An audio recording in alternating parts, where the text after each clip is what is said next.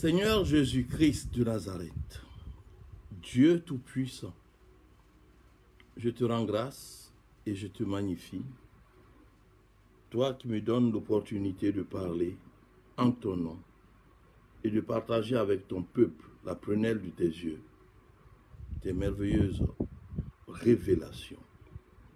Conduis ce moment en faisant taire en moi la chair et le sang, afin que seul ton nom triomphe et que ton esprit parle au travers de moi comme au travers d'un canal. Accomplis cela, Seigneur, dans ton nom précieux et puissant, Jésus-Christ. Amen. Frères et sœurs, je vous salue dans le précieux nom de notre Seigneur et Sauveur Jésus-Christ. Florent, c'est Gouda Florent qui dit « Sois béni, papa ». Que la grâce du Seigneur soit sur toi, Florent.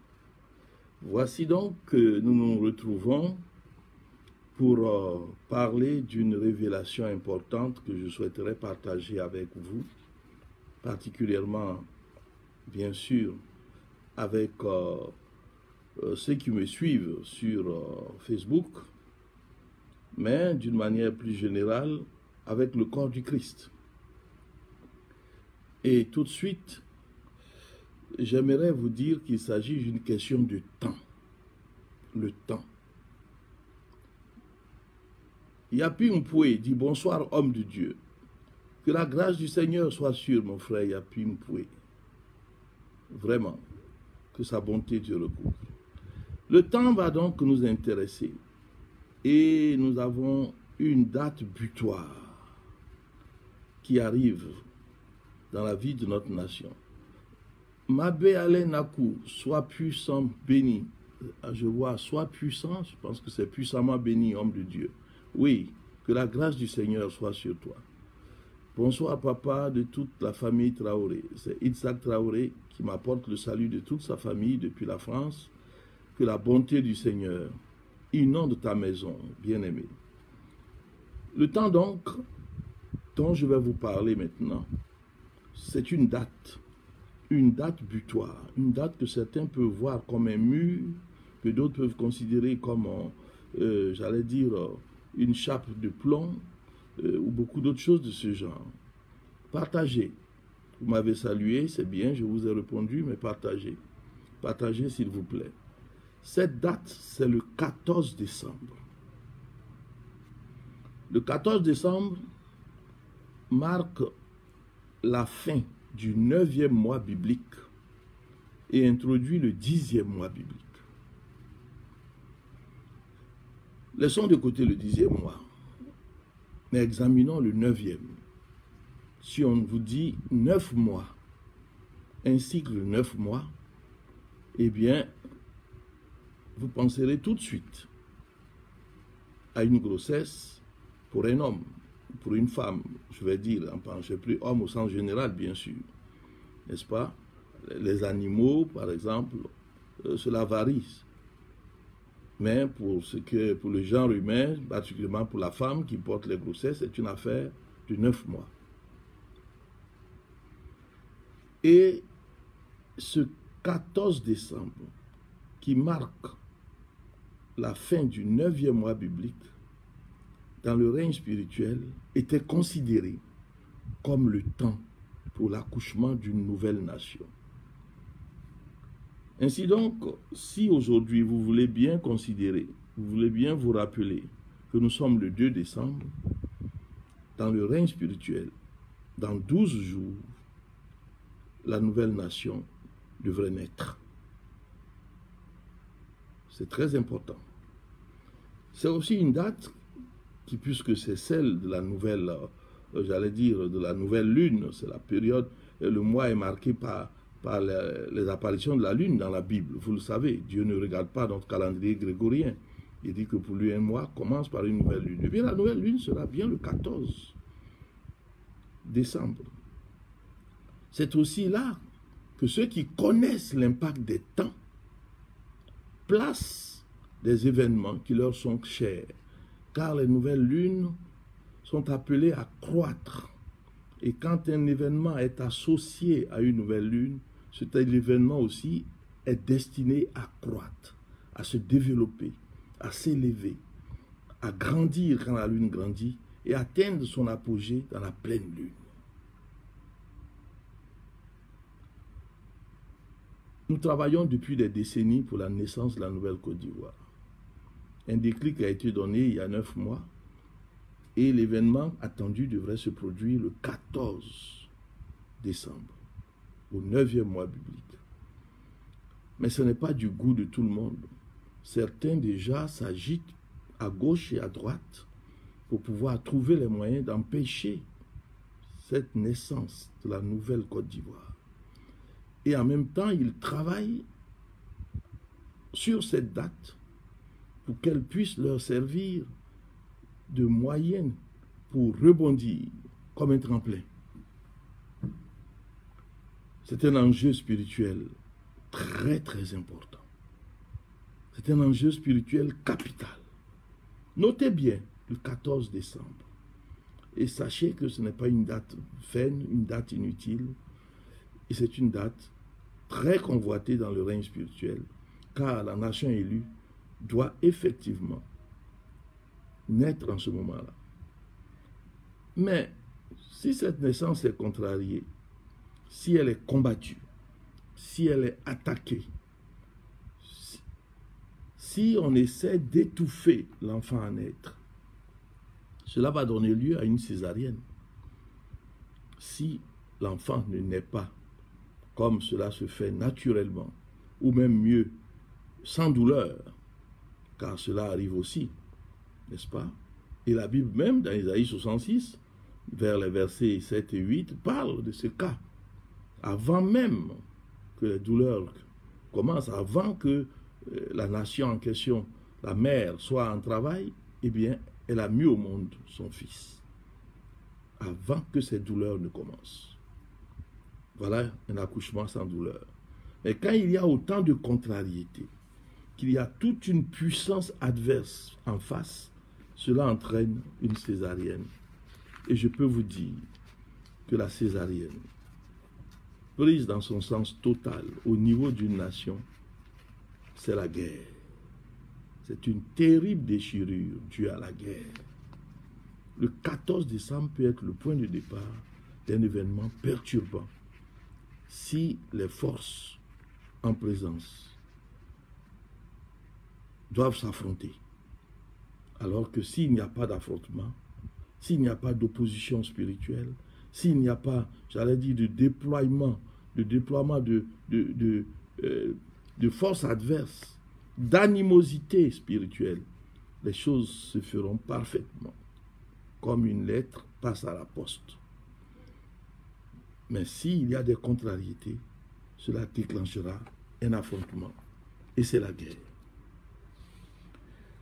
Maintenant, cela peut se faire une semaine après, 10 jours après, mais pas plus. Dans cette période-là, l'affrontement pourrait déjà commencer par des étincelles. Nous prions pour que ce mur soit franchi. Nous prions pour que cette date butoir ne nous fasse pas buter. Mais il s'agit de Dieu et qui, dans sa volonté souveraine, va certainement nous faire ressentir des soubresauts de cette période-là jusqu'à la fin de ce mois. Maintenant, ce que je veux vous dire, qui est important, c'est qu'à cause de cela, le message qu'on entend le ciel lancer actuellement est un message d'une nature spéciale. Si vous prenez vos Bibles dans Ésaïe chapitre 13 et que vous regardez au verset 3, vous verrez ce message. J'ai donné des ordres à ceux qui me sont consacrés. J'ai appelé mes héros pour assouvir ma colère, ceux qui se réjouissent de mon triomphe. Voilà ce que nous dit Ésaïe chapitre 13, verset 4. Dans d'autres versions, c'est « j'ai appelé », n'est-ce pas, les héros de ma colère. J'ai appelé les héros de ma colère. Et ici, J'ai donné des ordres à ceux qui me sont consacrés. J'ai aussi appelé mes héros pour assouvir ma colère, ceux qui se réjouissent de mon triomphe. Je salue Christine Touré qui dit « Shalom, homme de Dieu, shalom, ma sœur, que le Seigneur te garde et te bénisse. » Donc, à cause de cette date, à cause de cette période délicate d'accouchement qui pourrait être contrariée, le Seigneur bat le rappel de ses troupes, de ses forces. Et il parle de héros. Et il dit qu'il il a donné des ordres. Mais quel ordre le Seigneur a donné? Quels sont les ordres que le Dieu Tout-Puissant a donnés? Allons-y dans Joël chapitre 4. Et allons regarder sans hésiter à partir du verset 9. Les ordres sont là. Proclamez ceci parmi les nations. Préparez la guerre. Réveillez les héros. Qu'ils s'approchent, qu'ils montent. Tous les hommes de guerre. De vos socs forgez les épées et de vos serpes des lances. Que le faible dise, je suis vaillant. Dépêchez-vous et venez, vous, toute nation d'alentour, et rassemblez-vous. Là, ô Éternel, fais descendre tes héros. Fais descendre tes héros. Je veux saluer Mojdin Ndiemi Faye Dong, qui dit Shalom papa, demeurez puissamment béni. Que la bénédiction du Seigneur soit également sur toi, ma fille, et sur ta maison. J'ai du plaisir à te revoir. Je veux saluer Bernard Ayouma, qui dit Shalom papa Souma. Que la grâce du Seigneur soit sur mon fils. Que sa bonté te comble. Mais nous sommes en un temps délicat. Le calme précaire fait penser que nous sommes en paix. La Bible déclare que c'est lorsqu'on dira paix, paix, paix, que soudain une ruine va arriver. Que soudain une ruine va survenir. Une ruine soudaine au moment où on parlera de paix, paix et paix. Je vous ai dit que les événements de notre pays, la Côte d'Ivoire, sont semblables au retour de Jésus. Le retour de Jésus, nous ne connaissons pas la date. Et nous sommes appelés à être vigilants. Quand on dit veillez donc, puisque vous ne connaissez ni l'heure ni le jour, eh bien ça veut dire qu'il faut être vigilant. C'est la même chose. Parce que l'événement de la Côte d'Ivoire, la situation de la Côte d'Ivoire est en miniature, n'est-ce pas, ce que va être le retour de Jésus dans sa forme maximale et pleine. Et Génie et Olier dit Shalom, homme de Dieu, sois béni, ma soeur. Aïcha Chris Bayo qui dit Shalom papa, sois béni ma fille, que la grâce du Seigneur soit sur vous. Je termine le message dans 2 minutes, mais vous pouvez le revoir et vous allez observer ce que je dis. Le 14 décembre est une date spirituellement marquée pour nous. Oh, voilà Priska Sandy qui dit Shalom papa. Nous sommes en prière ma fille. Que le Seigneur te bénisse et qu'il nous exauce. Donc, une date spirituellement marquée. La fin du 9e mois biblique. Les mois selon Dieu, n'est-ce pas, ne sont pas le calendrier grégorien. Oui. Les mois selon Dieu sont comptés en fonction de la lune. Et la lune du 14 décembre marque la fin du 9e mois biblique et le début du 10e mois. C'est un temps d'accouchement prévu pour notre nation. Mais malheureusement, il va y avoir une terrible opposition. Il va y avoir une terrible opposition à cette date. Et à cause de cela, les jours qui suivront vont observer une grande dégradation de la situation dans notre pays. C'est une naissance qui devrait se faire selon Dieu, pour Dieu, comme un accouchement sans douleur, comme dans Isaïe 66, où il est écrit, avant même que les douleurs ne commencent, n'est-ce pas, son fils est né. Et Dieu même demande qui a déjà entendu pareille chose. Mais il sait très bien que c'est lui qui l'a fait. C'est lui qui peut faire pareille chose. N'est-ce pas? Regardons donc ensemble Isaïe 66 Allons nous intéresser aux versets 7 et 8 par là. Et nous pouvons voir au verset 7, « Avant d'être en travail, elle a accouché. Avant que les douleurs lui viennent, elle a donné le jour à un fils. Qui a jamais entendu rien de tel? Qui a jamais vu rien de semblable? Un pays peut-il naître en un jour? Une nation peut-elle enfanter d'un seul coup? À peine en travail, Sion a enfanté ses fils. » C'est donc possible. Voilà, bienvenue. Je suis sûr qu'elle a partagé. Shalom papa, c'est maintenant que je viens de recevoir la notification.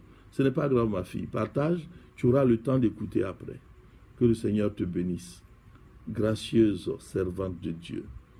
Je dis donc que nous devons prier pour demander au Seigneur de faire de nous des héros de sa colère.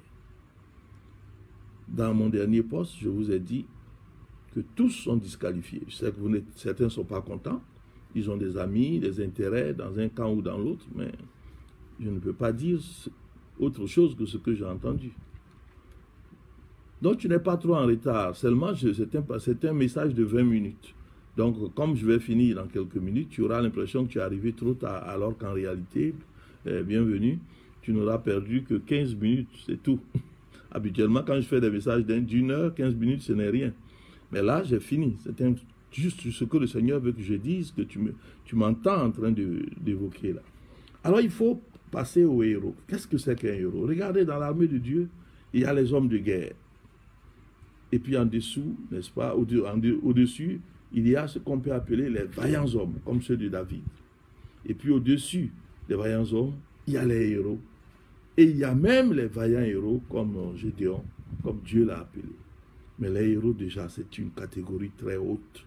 Et ils sont dans tous les, j'allais dire, dans tous les domaines.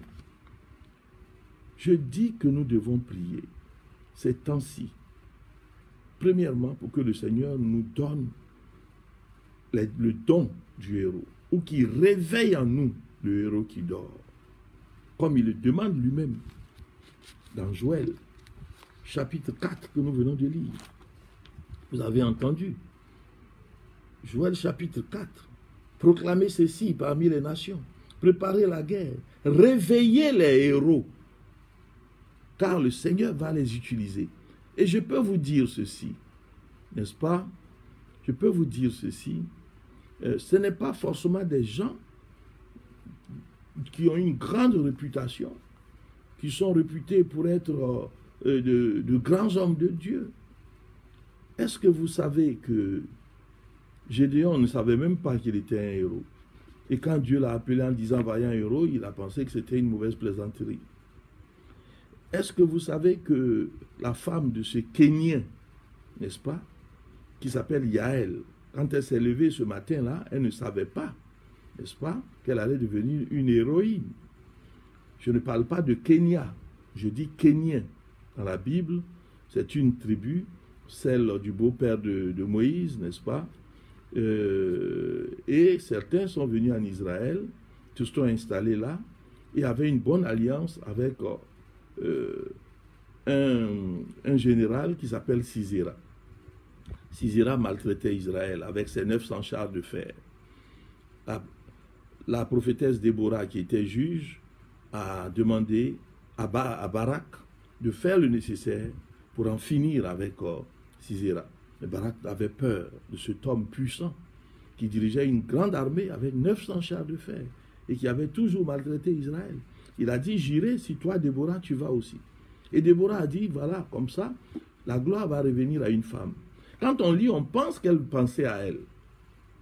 Comme si Déborah disait, puisque quand je vais venir, la victoire que le Seigneur nous annonce, à laquelle toi, Barak, tu ne crois pas, c'est moi qui vais avoir la gloire de la victoire. Eh bien non, allez jusqu'au bout. Dans Juge chapitre 5. 4 d'abord, puis 5 ensuite. Et vous verrez absolument comment ce jour-là, Sisera, embourbé ces 900 chars qui faisaient de lui une terreur, se sont complètement embourbés. Le Seigneur a cette spécialité-là. Il a fait la même chose aux Égyptiens lorsqu'il poursuivait les Israélites qui avaient la mer Rouge en face d'eux. Eh bien, là, ces chars se sont embourbés. Ils ne pouvaient plus avancer. il était à la merci des archers adverses, singulièrement ceux de l'armée de Déborah et de Barak, armée d'Israël. Et donc, il est sorti pour s'enfuir. Et il s'est dirigé spontanément vers l'habitat de ce Kénien qui avait une alliance avec lui, n'est-ce pas, hein, un descendant du beau-frère, du beau-père de Moïse. Alors lui, il a une femme qui s'appelle Yaël, qui reçoit bien ce général en fuite, le fait coucher, lui donne même du lait pour qu'il dorme profondément, et puis elle prend un pieu et un marteau, elle le met sur sa tempe, et elle tape vigoureusement dessus, et transperce la tête de cet homme. Et quand Barak, qui a été un peu méfiant, encouragé maintenant par la déroute de l'armée de Sisera, court derrière le général en fuite, il arrive après, et il demande, et la dame lui dit, viens voir, le voilà, je l'ai tué. C'est à elle que la gloire est revenue. Elle a tué Sisera, le redoutable Sisera. Mais quand elle s'était levée le matin, elle ne savait pas qu'elle était une héroïne. Elle était une femme ordinaire. Alors si nous prions bien, dans une période comme celle-là, nous pouvons découvrir les qualités de héros. Car je le répète, à cause des événements qui arrivent autour du 14 décembre et les jours suivants, Dieu, depuis quelques jours, peut-être même des semaines, moi je l'ai entendu qu'il y a à peine une semaine, ça fait une semaine que je l'entends parler, de réveiller les héros, d'appeler les héros. Alors, pour nous qui sommes dans l'intercession, il faut prier pour cela. Il faut prendre les passages que je viens de vous donner pour prier, pour demander au Seigneur de réveiller le héros qui dort en vous, pour que vous soyez disponibles. Vous ne serez pas tous avec des Kalachnikovs, vous n'allez pas conduire des tanks ou bien sauter en parachute, mais Dieu sait dans quel domaine précis d'héroïsme il peut vous utiliser. Au contraire de Sisera, il peut vous envoyer quelqu'un d'important que vous allez cacher. Quelqu'un de bon que vous allez cacher. Au contraire de Sisera, qui était méchant et hostile à Israël. Et si vous cachez cette personne, à la fin des hostilités, vous passerez pour un héros. Puisque vous aurez peut-être protégé une personne très importante pour l'avenir de notre pays. Voilà des actes d'héroïsme que Dieu peut utiliser. Des actes d'héroïsme que Dieu peut nous faire poser sans armes, sans violence, par un petit geste, et nous passerons pour des héros. Voilà un peu ce que vous devez savoir. Nous sommes au temps où Dieu appelle ses héros. Il les appelle vigoureusement. Il leur demande de sortir. Et il demande à ceux qui peuvent de les réveiller. Parce que la bataille, tant attendue, va avoir lieu. L'accouchement, c'était pour le 14. Et le 14, il y a autre chose qui est prévue, qui n'est pas l'accouchement. Que le Seigneur vous bénisse et que sa grâce soit sur vous. J'ai parlé du 14 décembre 2020. Seigneur, je veux te rendre grâce que ton message aille où tu veux qu'il aille. C'est toi qui as le pouvoir de le propager. Et que ceux à qui il est destiné l'entendent. Car j'ai traîné quelques jours, mais tu m'as contraint à le faire aujourd'hui. C'est le temps où tu appelles tes héros. Chacun doit se tenir disposé en prière pour que l'acte d'héroïsme qu'il peut poser et qui pour lui est un acte auquel il ne pense même pas, il puisse le faire efficacement pour toi. Merci Seigneur. C'est dans le nom de Jésus que j'ai prié. Amen.